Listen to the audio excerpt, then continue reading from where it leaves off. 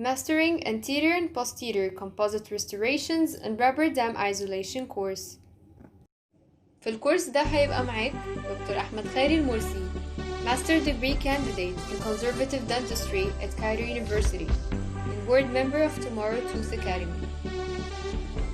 هيقولك كل التيبس and tricks اللي تخص الكومبوزيت من أول الكيس diagnosis لحد الفينيشينج and polishing، وهيشرح لك الفينيشينج and polishing protocol بشكل بسيط تقدر تطبقه بسهولة وبشكل محترف.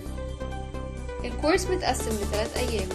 أول يوم هنتكلم فيه عن isolation, importance and methods of isolation, tools used for rubber dam application, tips, tricks and different techniques of isolation.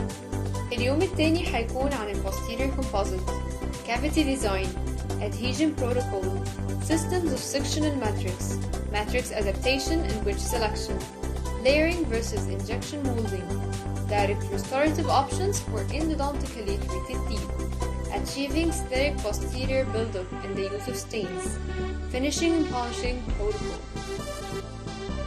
وأخيرا يومنا الثالث هيكون عن anterior composite, understanding the difference between the structure and composite materials in terms of color and optical properties, how to achieve a truly aesthetic restoration through a systemic approach, importance of photographic documentation in analysis and decision making, common mistakes with layering technique, step-by-step approach, finishing and polishing protocols.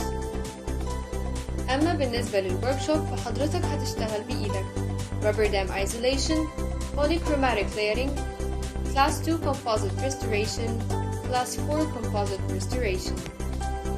ميعادنا هيكون من 12 ل 14 نوفمبر. بالنسبة للشهادة بنقدم لك شهادة موثقة من IDOT بالإضافة لأنك ممكن تحصل على شهادة من ال ADA بإكسترا فيز. للحجز والاستفسار كلمنا على 011 57 690 6. كمان بنوفر لك طرق مختلفة للدفع من خلال البنك الأهلي، فودافون كاش، فوري أو في السنتر. Don't wait for the opportunity. Create it with IDOT.